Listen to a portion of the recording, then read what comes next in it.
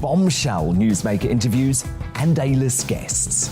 And I guarantee you, no spin, no bias, no censorship, and no reason to go to bed. That's Dan Wootton Tonight, Monday to Thursdays from 9 on GB News. Hello, I'm Esther McVeigh. And I'm Philip Davis. Whether you're watching or listening on TV, online or on radio, we handpick the latest stories, debates and expert opinions for your weekend. So whether that's politics, news or showbiz, we've got it covered. Join us every Saturday morning at 10 o'clock on GB News. We are GB News. And we'd like to say thank you to each and every one of you for helping our great nation find its voice. We're absolutely everywhere. Across England, Scotland, Wales and Northern Ireland. On TV, on radio and online. We're proud to be the People's Channel, Britain's news channel. On the Mark Steyn Show, we cover the stories a lot of people are scared even to mention. The stuff that really matters with some of the world's biggest thinkers. Now is his opportunity to kind of take the steering wheel of history. Break away from the flop at 8 o'clock on GB News with the Mark Steyn Show.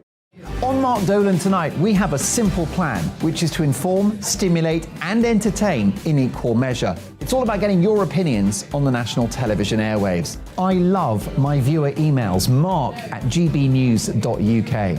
So do join me every Friday, Saturday and Sunday for big guests, big opinions and a big presenter. 6'5", don't you know? See you then on GB News.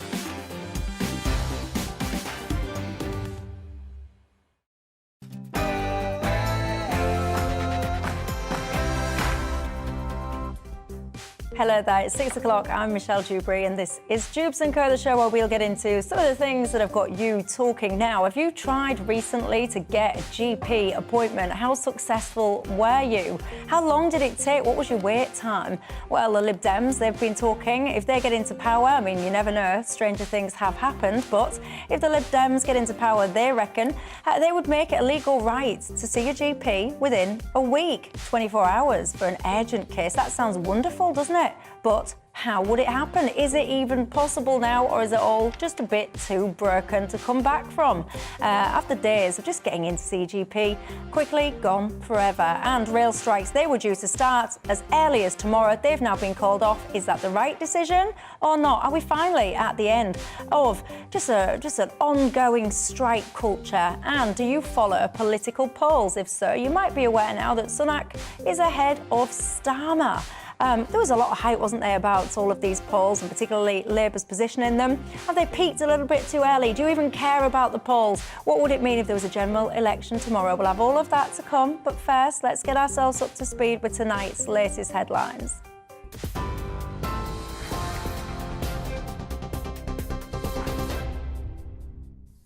Thanks, Michelle. I'm Tatiana Sanchez in the GB newsroom.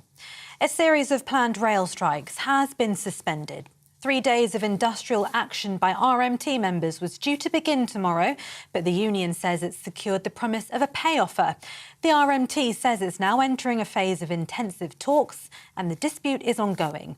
It still plans to reballot members on new strikes, with the results set to be published on the 15th of November. Downing Street has confirmed the number of asylum seekers at the Manston Migrant Centre has fallen to 2,600. At one point, as many as 4,000 people were being held at the facility in Kent, when it's supposed to have a maximum of 1,600. Number 10 says the Home Office is looking at what more can be done about capacity at the processing centre. The Northern Ireland Secretary has confirmed there will be no Stormont Assembly election before Christmas. Chris Heaton-Harris says he'll make a statement on the next steps in Parliament next week. Sinn Féin says the decision should have been made a week ago and described the delay as an example of classic Tory chaos. The devolved government hasn't functioned since February. A new energy scheme that pays households to cut their electricity use during peak times has been revealed.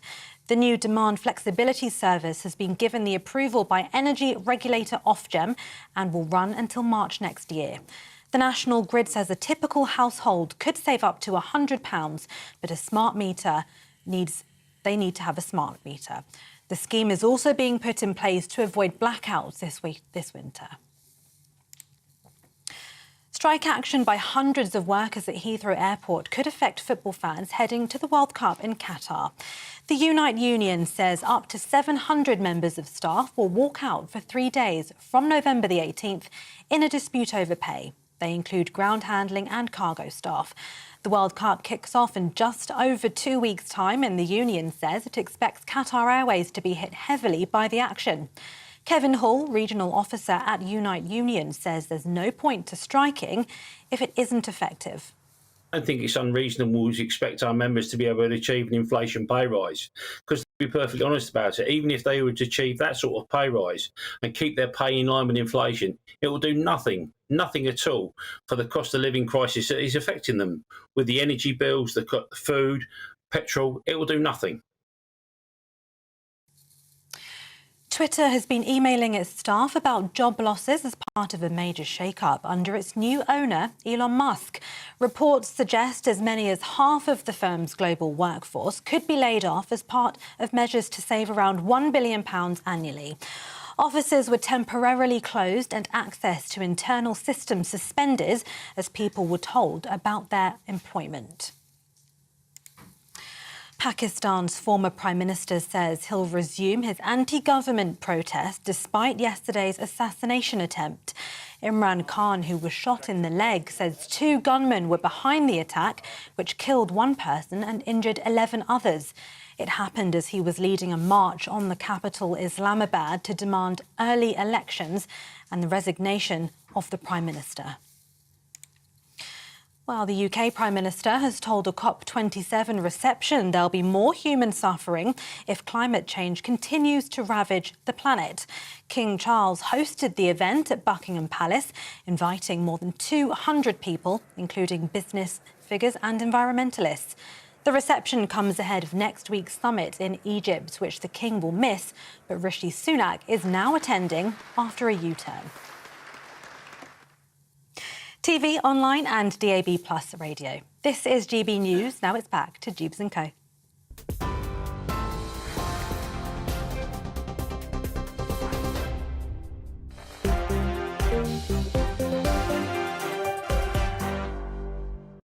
Thanks for that, Tatiana. Well, I'm with you right through till 7 o'clock this evening, keeping me company. In the studio tonight, we have Henry Hill, the Deputy Editor of Conservative Home, and Paul Embry, the writer and broadcaster, trade unionist, Labour member. We'll be getting into some of those subjects tonight. Yeah, extraordinary. And by the way, everyone, 2 new faces to Dewbs & Co. We do like a new face on the show, so welcome, the pair of you. And you know the drill, don't you, on Dewbs & Co. It's not just about us, it's about you at home as well. I want all your thoughts on all the topics tonight. GPs, have you managed to see yours recently? How was your experience? How was it for you? Divided opinion coming in on my inbox so far. I also want to talk to you about Labour. Sunak is beating Starmer in the polls at the moment. Does that surprise you? There was a lot of hype, wasn't there, about the whole kind of Labour thing in the polls. Did they peak a little bit too early or not? Would they win a general election if there was one tomorrow? Do they represent you? I'm fascinated about that as well. Also, as well, strikes, rail strikes. Do you remember they were planned for tomorrow? They've just been called off. Is that a good thing in your mind? A lot of people, by the way, have been in touch with me saying you find it really frustrating that they've only just called it off because you'd sorted out your plans for the weekend. Now you're going to have to change them all. Tell me your thoughts on all of that. GBviews at gbnews.uk is my email address, or you can tweet me at gbnews. Nigel, you've emailed me today. We like a little bit of good news, so we do. You'll say you had severe pain one morning, you went online, you filled in your form at 8:30, your doctor rang you at 10, you saw them at 12:30, got your antibiotics, you were back home at 1, you say. It was a perfect service. We like positive stories here. However, Paul says that he's got epilepsy. He's not able to get into his GP at all, so he's now kind of altering his own medication. Dear me, that doesn't sound good at all. So I want your thoughts on GPs because Lib Dems, they've been speaking out. They're saying if they were in power, and I know, I can hear some of you saying it's not going to happen, but you never know in this day and age. Anything can happen, can't it? Anyway, they're saying if they were in power, they'd make it a legal right to be able to see your GP within 1 week of trying, 24 hours if it was urgent. Paul, where do you stand on... First and foremost, I mean, because we all accept there is a problem, right? What do you think is causing this? Well, I think the GP system, first of all, is just completely broken, isn't it? I mean, we see, and we've probably all experienced it, the 8 a.m. lottery, where you've got to fight on the telephone at that time to try to get an appointment. And you know, I've read tales of people hanging on sometimes for hours, literally hours, and then eventually getting through and being told, well, no, you've got to call back tomorrow because all of the appointments have gone for today. Just seems to me to be incredible that in a civilised, advanced country like ours, you can't phone a GP and say, look, can you book me an appointment for next Tuesday or next Friday, without somebody saying, well, no, we can't do that. You have to come in on the day and you've got to go through this lottery process every morning. And if all of the appointments have gone, then you're going to have to keep phoning. How has that situation been arrived at? I mean, I have to say, I think one of the things is that the GPs, I think, and there's been talk about it this year and the government has been proposing it, GP surgeries, I think, have got to open for longer hours. I mean, this kind of 9 to 5 GP surgery thing, I just don't think works. I think you've got to have GPs there late in the evening because people are working during the day. It may be that the only time they can get an appointment is in the evening and weekends as well. And I suspect what we would see then, Michelle, is a reduction in the GP waiting list and also pressure being taken off A&E departments because people are constantly going to accident and emergency because they can't get a GP appointment. So it's having that really serious knock-on effect as well. Yeah, tell me at home, by the way, do you have, I don't know, 7-day-a-week service? Do you have early mornings, late starts as a GP surgery? I'd be fascinated to see whether or not any of those ones do exist. So tell me if you are lucky enough to have one. Where do you stand on all this, Henry? I mean, really, the problem is a shortage of GPs, right? I mean, so this is why I think the Liberal Democrat plan is a bit of a red herring, because if you make it a requirement that a GP surgery has to see someone within a week, what will happen is they'll become a rubber stamp factory, where they will simply do everything they can to either reject you or give you medication or forward you on to make you another part of the system's problem as quickly as possible. And that's not actually what a GP service is meant to be about. It's meant to be you having a personal relationship with your doctor, them being able to see you. Those days have long gone. Well, yeah, in principle, but the reason for that is we don't have enough GPs. And it would be the same with lengthening the hours. If you just lengthen the hours, all that will happen is being a GP will become, and you don't increase the supply of GPs, being a GP will become less attractive and you'll actually end up with fewer of them.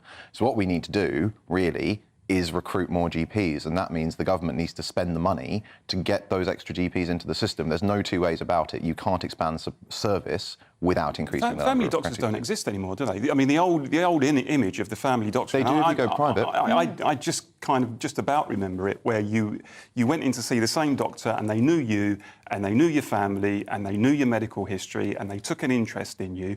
I mean, it seems to me now when you go in to see the doctor, you could see any GP at the surgery and they don't particularly know you, and often because they're under pressure, they want to get you out the door as quickly as possible. I don't know if that's a London thing, but for my parents, they still have a family doctor, and increasingly actually in their hometown when I go back and visit, that service is not really available to new patients anymore. But you know who does offer it? Private providers. I've seen services being advertised that include home visits, but you have to pay for the privilege. And so you make a very good point, right? So I will make a little confession, dear viewers, because I actually have a private GP service. I think it costs me, I don't know, about £40 a month, I think it is. And I got it. The reason that I ended up getting it is I had a very, very, very premature little baby. And, you know, without going into all the ins and outs, he had a lot of requirement to get some medical support, and it just wasn't available. He was born during the pandemic. It wasn't available to me in the NHS. So we have two sides to our life. We still need to use the NHS GP for things like the vaccinations and things like that. And the difference between the two, I mean, it's not even comparable. It's not even close to being comparable at all. And it worries me a little bit. Because why should, I mean, I'm very privileged to be able to afford that service, but why should I have a completely different, it's a different, it's not even a different league, it's not even the same game, they're not even, they're different. I mean, I have to say, and I say this as somebody on the left who should perhaps be ideologically opposed to the idea of private healthcare. I mean, I can't blame people for doing that because, first of all, your family comes first. And secondly, if you're in a situation like many people are in this country where if you do need, particularly, you know, as in your case, potentially urgent healthcare, and you're at the back of the list, then it's going to impact on your own health or the health of a family member. then frankly, how could anyone be condemned for saying, OK, we're going to go private? And I think the other thing, Michelle, which we really, I think, need to discuss is the impacts of lockdown.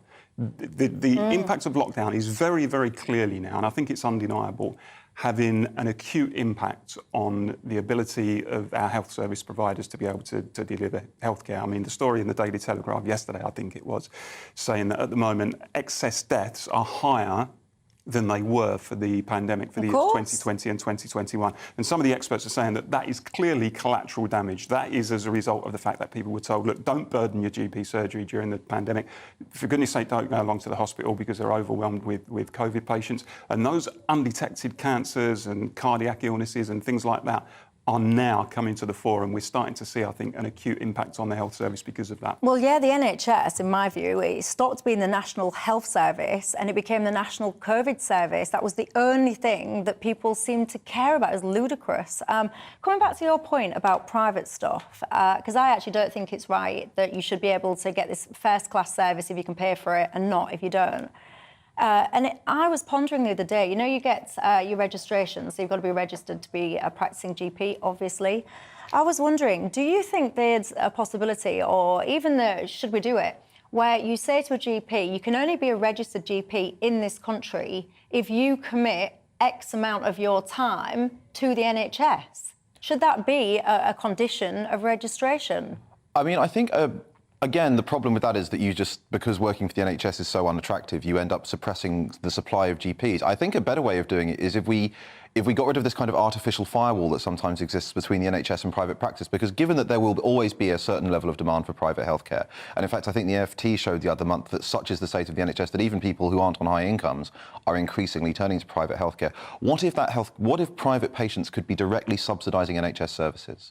So what if it was the case that you could end up with some NHS trusts do this. In London, for example, there are NHS trusts that offer private care, and they're able to offer it on a full commercial basis. You pay for it as you would for anything else, and the profits get recycled and used to subsidise care for people who can't afford it. I think that kind of mixed model is a really great way of doing it, and it would have the same effect as what you're saying, in that the private sector would directly support NHS provision, which is, I think, what we all want, but it wouldn't require some requirement for an individual GP to have to, go and work at an NHS clinic. It could simply be that they could assign the profits to subsidising care for other people. Isn't this also, though, a massive failure of planning? I mean, I think it's a failure of the fact that GPs now kind of offer a 9-to-5 service and don't do the evening consultations, don't do the weekends, so on and so forth.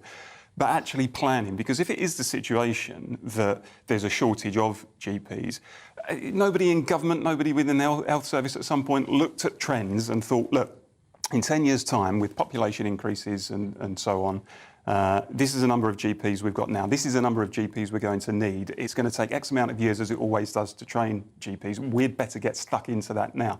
But it seems to me that nobody does this kind of stuff centrally, and that's why we're in a situation now. But that's because this country, we have a fundamental problem in this country, if you ask me. We think, not me, the politicians think in election cycles. So what they think to themselves is, right, what can I do today that will get myself re-elected in 5 years' time? The problem with that is, I was looking today, if I decided today I wanted to be a GP, get this right, I'd have to do a 5-year medicine degree, I'd have to do 2-year foundational course, general training, 3-year specialist training. So it would take me a decade if I started today deciding I want to be a GP. A decade. And an MP. Yeah, and an MP. Let it slip there, didn't you? Yeah, no, my political ambitions those days are gone, I can tell you. Anyway, but I do, and I just think, so that's 2 political cycles in this country, 2 separate general elections. And I think too many people are short-termist, because they just want to be re-elected. And I would personally extract some of these big issues out of the general political kind of sphere of influence, create cross-party consensus and say, right, these issues are just too big to be dictated to by whimsical general election cycles. But I think the best way to do that, because it's very hard to do that with something that the state has direct control over, as it does with the NHS, because fundamentally you're straying towards not having proper political accountability. I think actually the best way to do it is, again, to just allow the private sector to support the public sector. Compare us to Europe. The UK consistently spends less on healthcare than most other European countries. And yet the NHS is becoming just an unsustainable burden on the public purse. How do both of those things happen at the same time? Because European mixed systems, which do provide universal care to everyone who needs it, are much better at bringing extra revenue streams in. They're better at bringing in private money. They're better at getting people who can afford it to spend a bit more, and that money all goes into the system. So if you allowed a bigger scope for private provision, that is outside the political cycle, because those companies, like the private insurance companies and hospitals we already have, they're planning over 5, 10, 15 years. They're offering insurance contracts that are based on your life. That's the way you get it out of the political cycle, not trying to create some kind of strange quango where the Tories and Labour stitch up the NHS for 10, 15 years. Politically, that would be really difficult, though, wouldn't it, Henry? Because the truth is that I think most people are opposed to any kind of idea of marketisation of the National Health Service, particularly if they think it's going to be a slippery slope thing where in 10 years' time we're going to end up like the United States, where you have to have insurance, otherwise you're not going to be treated. And I mean, I certainly don't say that the NHS can't be reformed or shouldn't be reformed, but nonetheless there is a huge support out there among the public for the National Health Service, for the principle of the National Health Service. I mean, it was a jewel in the crown of the post-war Labour government, wasn't it? The idea that regardless of how wealthy or poor you are, you will get treatment free at the point of delivery, because that's what a civilised society does. I think introducing market reforms is politically almost impossible. It's already been done. There are already NHS trusts in London offering private care. You don't shout about it and you don't force anyone to use it. But, for example, you could reintroduce, it used to be that if you got private health insurance, that was tax deductible. And that was under Labour, that was during the 60s and 70s. That was removed relatively recently. Why don't we just put in little measures to encourage people who can afford it to get private care from NHS trusts, so that there is more limited public money available to subsidise services for people who can't afford to go private? I mean, look, I'm not suggesting there's no role for the market at all in the National Health Service. I mean, the idea, for example, that the people who deliver your toilet rolls has to be owned by the state in a hospital would obviously be ludicrous. So to a certain degree, obviously, there is that principle of marketisation.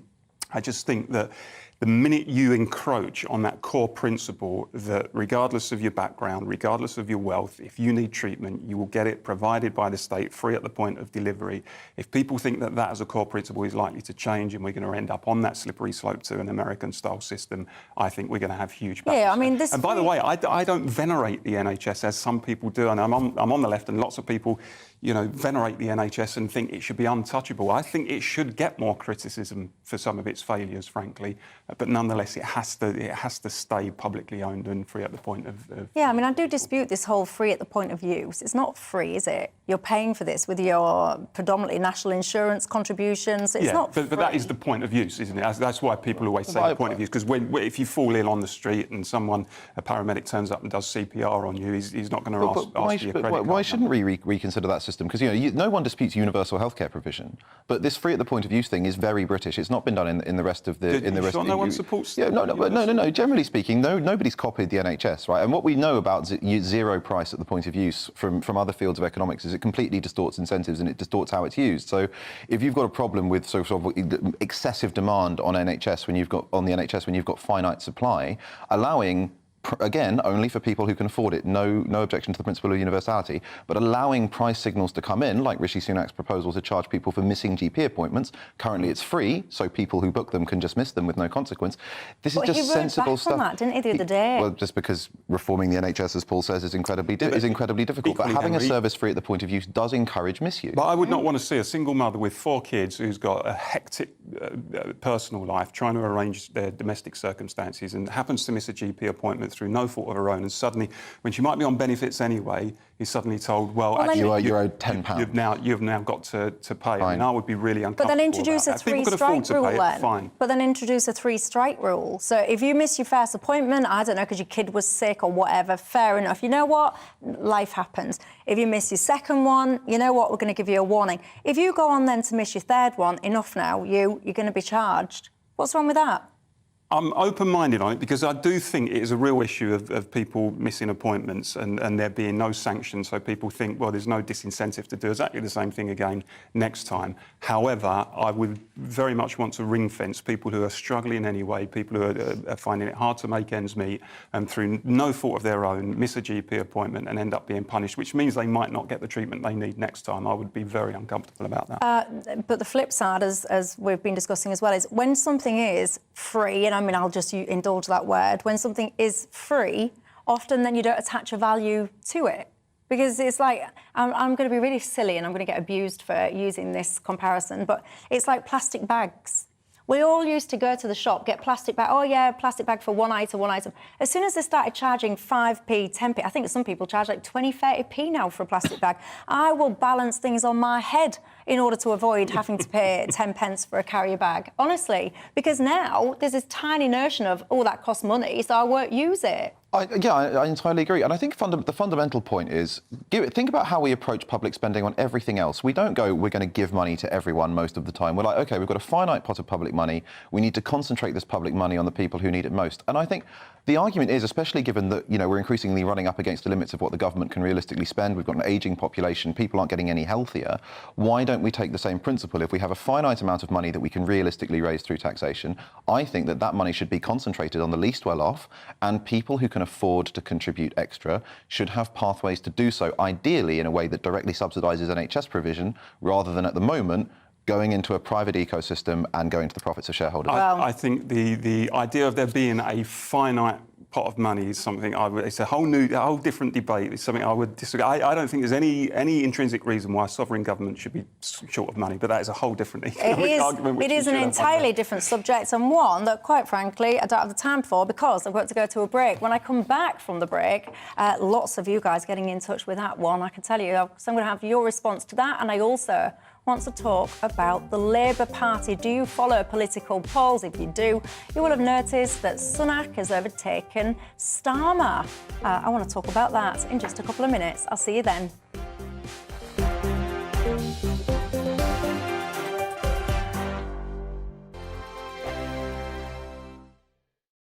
We are GB News, and we'd like to say thank you to each and every one of you for bringing us your conversations, for helping our great nation find its voice. We are here for you on radio, television, and online, across England, Scotland, Wales, and Northern Ireland. It's not the BBC, you actually get your facts right. We are proud to be GB News, the People's Channel, Britain's news channel. I'm Dan Wootton. Join me Monday to Thursday from 9 to 11 for the feistiest and most fun news debate on TV, where free speech reigns. I'll bring you a sharp take on the day's biggest stories, bombshell newsmaker interviews, and A-list guests. And I guarantee you, no spin, no bias, no censorship, and no reason to go to bed. That's Dan Wootton tonight, Monday to Thursdays from 9 on GB News.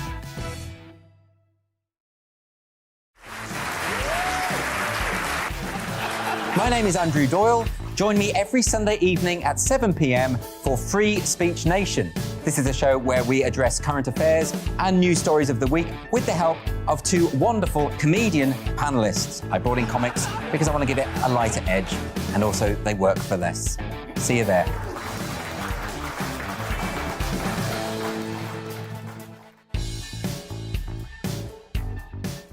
My name's Tom Harwood, and join me 9:30 a.m. every weekday for The Briefing, your one-stop shop for everything you need to know about what's going on in politics today. I wonder if this is a deal that might need to be like the biscuits in this factory, twice baked. Is there not an opportunity here to win out against the extremes? Tom Harwood, GB News. What are you going to do about it? Things should have been done differently, and they certainly are being done differently. Don't miss it. The Briefing with me, Tom Harwood, 9:30 Monday to Friday on GB News. On Mark Dolan tonight, we have a simple plan, which is to inform, stimulate and entertain in equal measure. It's all about getting your opinions on the national television airwaves. I love my viewer emails, mark@gbnews.uk. So do join me every Friday, Saturday and Sunday for big guests, big opinions and a big presenter. 6'5", don't you know? See you then on GB News. Join me, Arlene Foster, for The Briefing on GB News. Every Friday at 3 p.m, I'll give you all the latest political news and analysis, and we'll have robust live debate. To make sure that you're caught up on all of the biggest issues of the day, we'll bring on experts in their field. I'll ask the questions that you'd like to ask. We're not afraid to tackle discussions from all perspectives, including yours. Don't forget, The Briefing with me, Arlene Foster, every Friday at 3 p.m. on GB News. We are GB News, right across the nation. You can get us on television, on radio, on digital. We're absolutely everywhere. Amazing! You see, amazing! You remind me of me in the European Parliament. But here's the most important bit. We are not part of the mainstream establishment. We think and speak just like you do. We are the People's Channel. Magnificent. That's really, really thoughtful. Come and join us on GB News, the People's News Channel.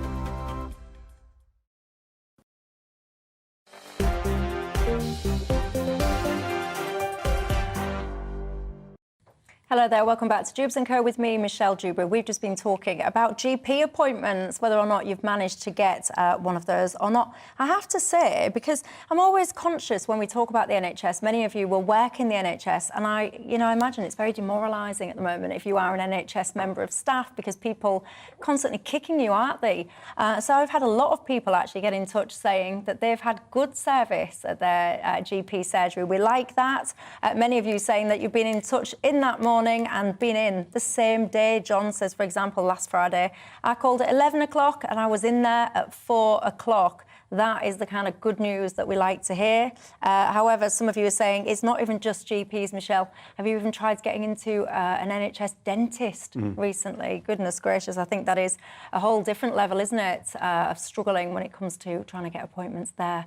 Right, let's move on. Should we talk about Labour Party then? Are you someone who follows political polls?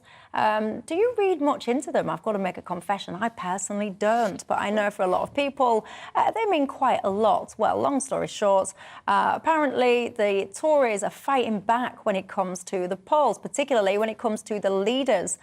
Rishi Sunak has overtaken Starmer.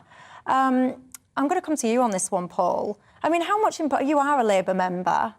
There's been a lot of stuff being made about the fact that Labour, of course, are ahead of the Tories right now. Does this matter? No, it's meaningless because there's still potentially 2 years to go until a general election. And look, I remember times, for example, Michael Foot in the early 80s was miles in front of Margaret Thatcher in the opinion polls, but Thatcher smashed Michael Foot and the Labour Party in 1983 when it mattered at the general election. You can look at the years 87 to 92 when Neil Kinnock was the leader of the Labour Party, had consistent and in some cases quite substantial poll leads against first Margaret Thatcher and then John Major when he took over in 1990. And everybody thought on the basis of that Kinnock was going to be the Prime Minister in 92 and lost the election. And he said himself, actually, Neil Kinnock, that elections are won in years, not weeks or months. And I think that's really true. And it strikes me, Michelle, that and look, I don't rule out the possibility Labour is going to win the next election. I think the Tories have had such a bad few months. I mean, the infighting and the meltdown and the cataclysmic management of the economy could really do for them, frankly. But if Labour wins it, I suspect it will be something like the recent Australian election where the Labour Party won, but they didn't really inspire anyone. They were seen as the best of a bad bunch, really. So if Labour does win, and I don't think there's any guarantee that they will, it could be for those reasons. Where do you stand on it, Henry? I mean, the polls matter only in as much as they colour the debate, right? Politicians, how they behave, what they think they're doing, the narratives that journalists tell are informed by the polls. So to that extent, it can have an effect. But I agree with Paul, it's far too far out. And also, frankly, Rishi Sunak has not delivered his austerity budget yet. It's all very well, he's not Liz Truss, and I think there is a bounce in not being Liz Truss, who was almost uniquely bad at politics at the highest level. But on the 17th, he and Jeremy Hunt are going to stand up and list £50-odd billion worth of tax rises and cuts to public services. And whether or not this bounce survives that announcement is the real test of whether there is actually a fight back going on or whether it's simply the calm before the storm for the Conservatives. Yeah, and Paul, I read an article that you've written actually quite recently about the Labour Party, and one of the reasons that you were saying that you feel it might perhaps struggle is because of what you call identity politics. What are you talking about? Well, I think the Labour Party's too woke. I think it's too middle class. I'm not suggesting middle class people shouldn't be involved with the Labour Party, but it's become over the last couple of decades so top heavy with middle class people. It represents Hampstead more than it represented Hartlepool. well, more than it does represent Hartlepool. So that kind of coalition, which always held the Labour Party together, the working class and a layer of middle class sort of white collar people, has become completely unbalanced. And yeah, it's just been immersed really in this creed of identity politics, which has got this kind of obsessive focus on people's individual characteristics, their racial characteristics, for example. And just tries to, and for me, it's the complete antithesis of what the Labour Party was created to do, which was to foster the maximum unity among working people, but now seems intent on saying, actually, you're this type of working class person, you're that type of working class person, and creating this sort of atmosphere of separateness and division between people. What's motivating this, right? Because I listen to people when, I listen to what I would call the height of stupidity, really, when you're asked a question, can a woman have a penis? Now, I imagine that approximately 5-year-olds would answer that question, no, they cannot. And then I hear people like Keir Starmer going around the houses, getting awkward, getting uncomfortable, fudging it. What is driving that? Because what I call normal people, like most people, would just sit there and think the answer to that is obviously no. So why would... Because the people who populate the Labour Party largely now are people who kind of live and exist in their enclaves. I know North London has been used a lot recently, but there is certainly some truth in that. The Labour Party is a very London-centric party. It's a party for our fashionable cities and our university towns. And the party has lost touch and been hollowed out in many respects of representation from what I would call small-town Britain, blue-collar Britain, provincial Britain, working-class Britain, where people do speak normal language, where people do look at questions like, can a woman have a penis, and think, what on earth are you talking about? That's crazy. But I think because the Labour Party is existing more and more in this echo chamber, the people who run it and who are its main activists think that actually most of Britain understands this and speaks like this. And until they break out of that bubble, they won't understand that actually large parts of Britain look at some of this agenda and think it's completely nuts. But then this surely presents an opportunity then for the Tories, Henry, because all the time you've got the opposition party wandering around being ridiculous, in my view anyway, when it comes to that particular part of society and communication. That gives an opportunity to the Tories to be more, I don't know, like down with the people, like more the party of the working class, doesn't it? It does. I think the main thing actually that happens when Labour talks about all of that stuff is it's not talking about the economy and the cost of living. And realistically, the next election is going to be won or lost on economy and the cost of living. So for the Tories, it's less about votes. I mean, there are voters who care a lot about the cultural war issues and they will matter at the margins. But I think for the great mass of voters that decide elections, it's all going to be about their pocketbook, their wages, their pensions, their mortgages. And every day that Labour spends trapped in a news cycle about trans issues or anything else is a day they're not hammering the Conservatives on austerity, and that's a missed opportunity for them. True. There's no clear-eyed, in my view, economic narrative from Labour. I mean, and I tend to agree with Henry there. I mean, the truth is it will be won and lost largely on the economy. And what we're seeing at the moment as a result of COVID and the latest economic crisis is a massive transfer of wealth actually from poor to rich. That's what we've been seeing over the last couple of years. And what that says to me is, look, we need a brand new economic model. We need an economic model that can tackle that increasing gap between rich and poor, that can tackle regional inequalities, boardroom excesses, increase the minimum wage. What are you talking about when you say we need this economic model? Are you talking about moving away from capitalism, moving more to socialism? What do you want about? No, I mean, there are people in the Labour Party who would like to abolish capitalism, but I think they're probably at the fringes. But I think, I believe in a flourishing private sector. I believe that the private sector has got its role to play in society. I believe there's a place for markets, and the Labour Party should embrace that. But there needs to be an overarching economic narrative for Labour, which says, look, we need a new model, which actually doesn't just concentrate on the City of London, which doesn't just concentrate on the square mile, doesn't just concentrate on the richest. We need to talk about issues like productivity and competitiveness. We need to talk about how we re-industrialise. People say, well, we can't do that, because times have changed. Well, Germany and Japan still seem to have a pretty thriving manufacturing base, and they're able to achieve successful economies, more successful economies as a result of that. I don't accept the argument that we can't do it here, but I just don't think that anybody in politics, in mainstream politics, has got their head around these ideas, and partly that's why they're concentrating on some of these culture war issues, because some of this stuff seems to be either beyond them or of no interest to them. Do you think that's fair, that the people at senior level politicians are not up to the job? I'm putting words in your mouth, but are not up to the job, basically, when it comes to getting to the nuts and bolts of the economy? There is definitely an issue about the calibre of people going into politics, and this is something I've written about. I think that politics today is almost uniquely designed to kind of scare off people with particular industrial experience in particular, because they're usually taking a big pay cut to go into an industry where everyone's horrible to them, where the hours are now absolutely terrible. So I think there is an issue there. But I think also, frankly, we need to confront the fact that a lot of the things that are really straining this country's economic model is just the fact that a lot of British voters, including really crucial sections, are just comfortable and are opposed to the things that we really need. You know, infrastructure spending, housing, things like nuclear power stations, all of these things, the long-term capital investments that would deliver growth over 10, 20, 30 years and deliver more opportunities for the next generation.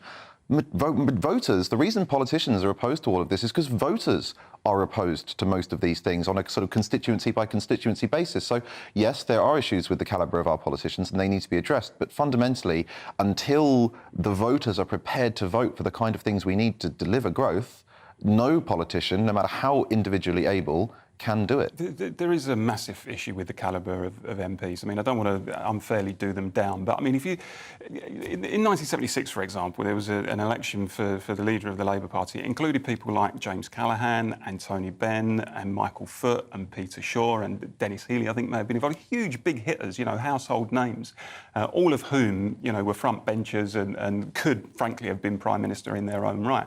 If there were an election, you know, if Sir Keir Starmer fell under a bus, God forbid, and there were an election for the leader of the Labour Party tomorrow, I suspect we probably wouldn't know. I probably wouldn't know some of the candidates, and I've been involved in the movement for like 30 years or so. Well, what do you think to that? By the way, do you think you've got a good enough calibre of person entering politics?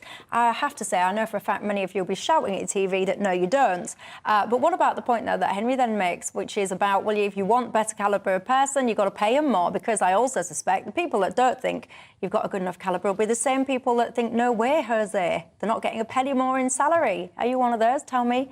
gbviews@gbnews.uk is my email address. Right, quick break, and when I come back, I want to talk to you about strikes. Remember, this weekend was set to have more rail strikes. Well, they've been called off. Was that the right decision? And are we finally at the end of strike season? Tell me, and I'll see you in a couple of minutes. Big news! My Saturday night show just got bigger. More guests, more stories, and more big opinions. You can't govern a country if you can't speak. That's Mark Dolan's Saturday Night In, this Saturday from 8, only on GB News. Who needs the pub? Bring a bottle and I'll see you there.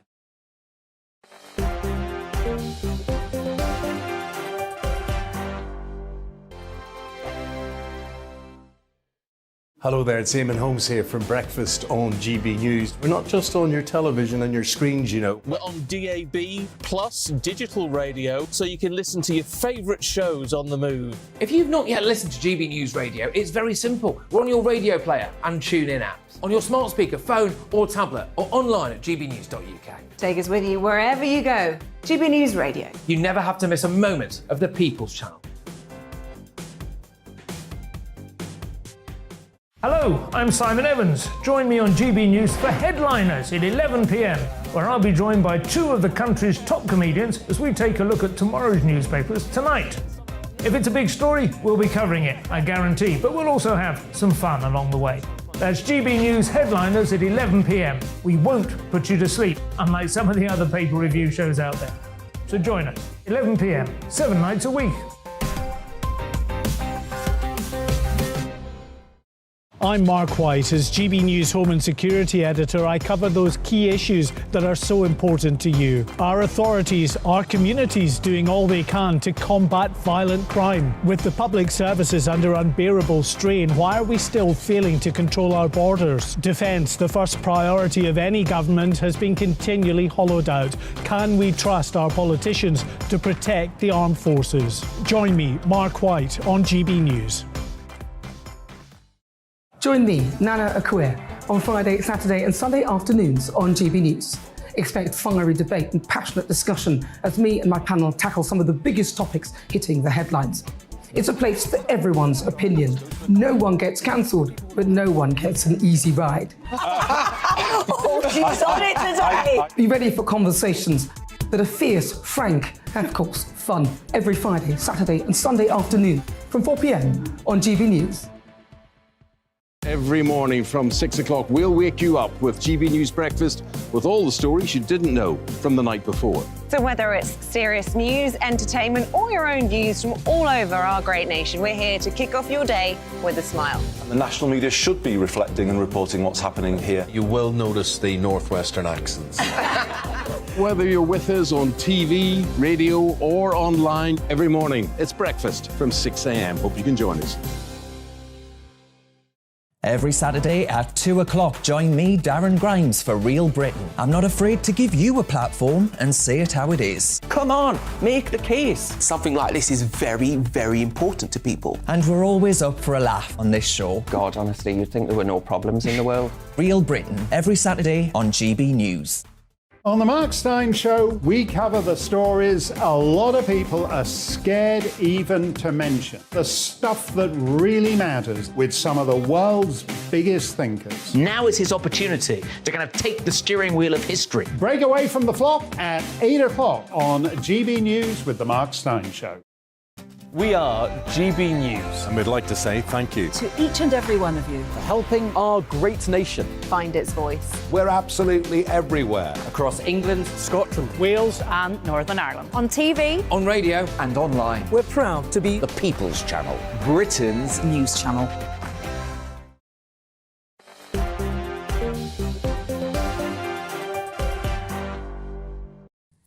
Hello there, welcome back to Dewbs & Co with me, Michelle Dewberry, keeping you company until 7 o'clock this evening. And here with me, Henry Hill, the Deputy Editor of Conservative Home, and Paul Embry, writer and broadcaster. Lots of love for you two gentlemen coming through my inbox tonight. Many people are enjoying the respectful debate between the two of you, which is what we like.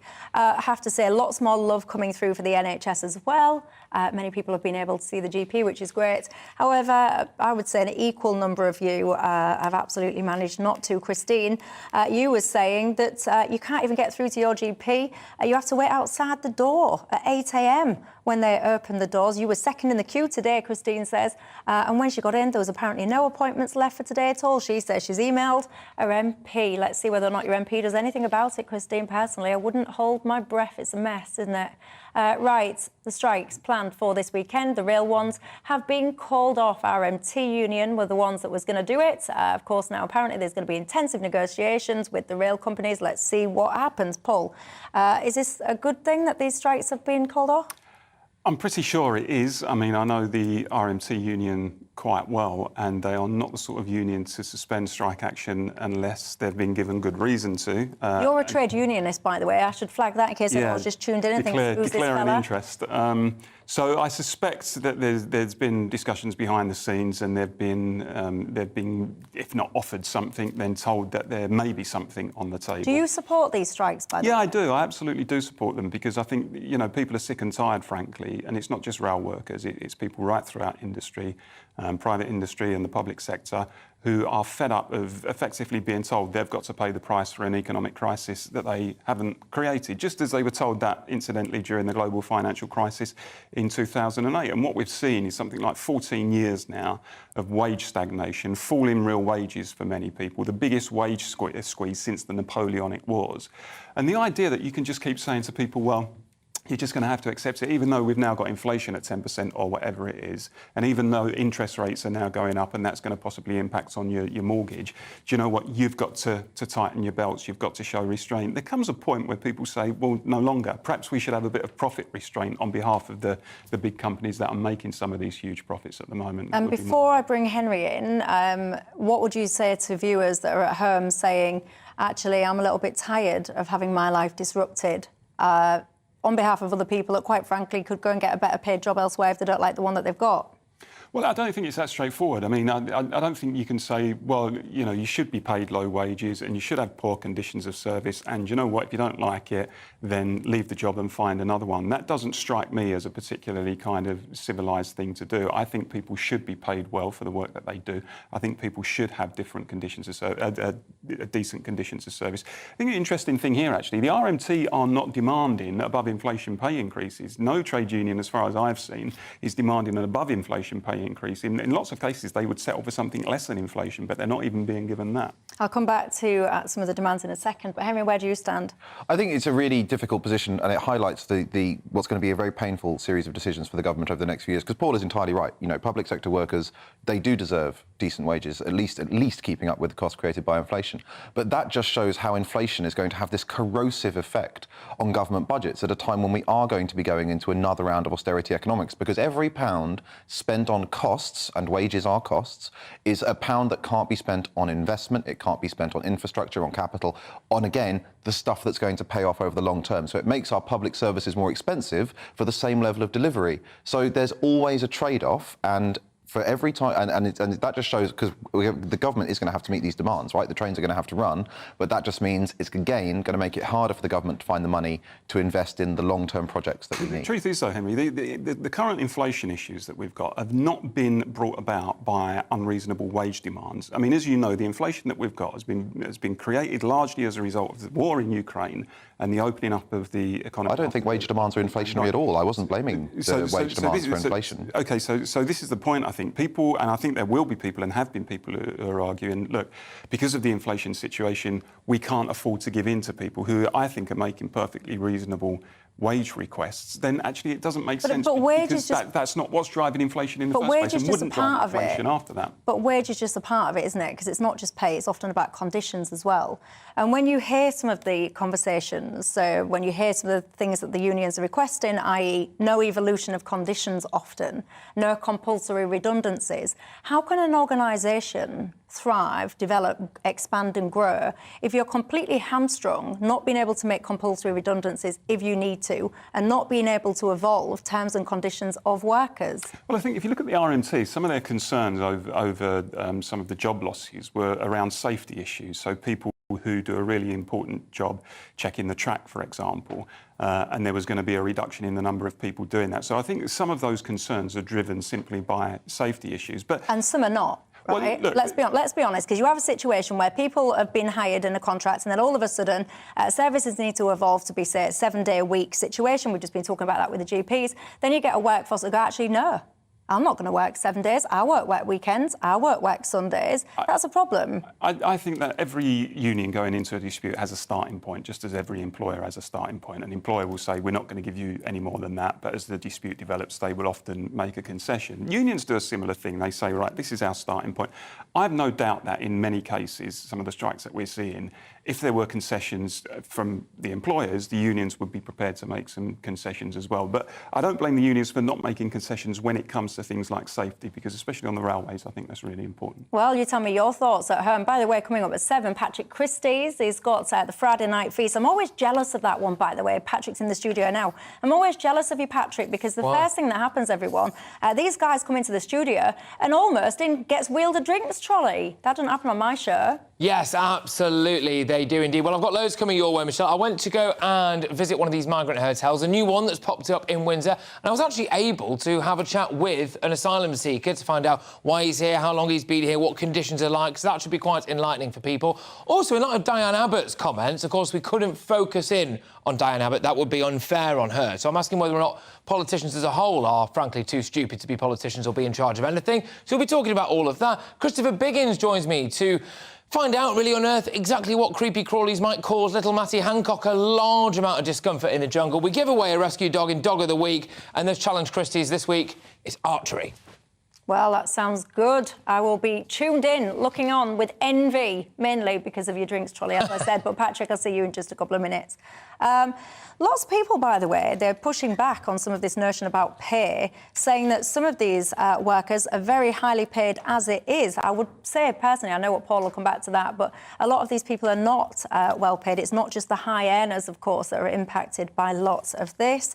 Many of you, by the way, coming back to the point I made at the start of the programme about carrier bags. bags, Dave reckons. He says, I'd love to see you, Michelle, coming out of a shop with a bag of spuds and a chicken on your head. I can tell you, I balanced my shopping in crevices that I didn't even know I had, Dave, all to avoid paying 20 pence for a carrier bag. I can assure you I am a tight northerner. Right, look, everyone, look at the time. It flies when you're having fun, and I have had fun with you two gents tonight. Thank you very much. New faces, Henry, Paul. You're welcome back again, the pair of you, so Thank well. you. That is all I've got time for. Have a good weekend. I'll see you on Monday. Evening, I'm Alex Deakin, and this is your latest weather report from the Met Office. After a fine Friday, tomorrow looks pretty dull and damp for most parts of the UK, although across Northern Ireland and parts of Scotland it should be brightening up. The dull and damp weather, courtesy of these weather fronts, tied into a fairly vicious-looking area of low pressure. That low is staying well clear, but the weather fronts are making steady progress. They'll introduce more cloud and eventually some outbreaks of rain tonight across Northern Ireland. Elsewhere, though, most places having a fine evening, just the odd shower across the northwest. And with the clearest skies across the east, that's where we're seeing the lowest temperatures. It's quite chilly everywhere this evening. By dawn in the east, we'll be well down into single figures, some pockets of frost in rural spots. Notice further west, however, temperatures will actually start to rise later in the night as the rain arrives. Does mean a dull, wet start for Wales, Northern Ireland and western Scotland. Quite quickly, though, Northern Ireland will turn drier and then brighten up. And I don't think we'll see too much rain through the day across these eastern counties of England. It may well brighten up come the afternoon across north and west Wales, northwest England, certainly most of Scotland having some sunny spells. But elsewhere, further south and in central areas, staying dull and damp, but it will be quite mild. And it could get quite gusty at times as well. Now, as I said, much of the day could be dry across East Anglia and the southeast, but the rain is going to get in here later on. That can make for a pretty wet evening. And again, just something to bear in mind if you're heading out for a firework display. We'll see some clearer skies behind that, but we'll also see a few showers, and that's how Sunday then sets up. It's going to be a day of dodging the downpours with some pretty heavy showers in places, but either side of those heavy showers there will be some sunny spells. Heavier showers likely across southern parts of England and across Wales,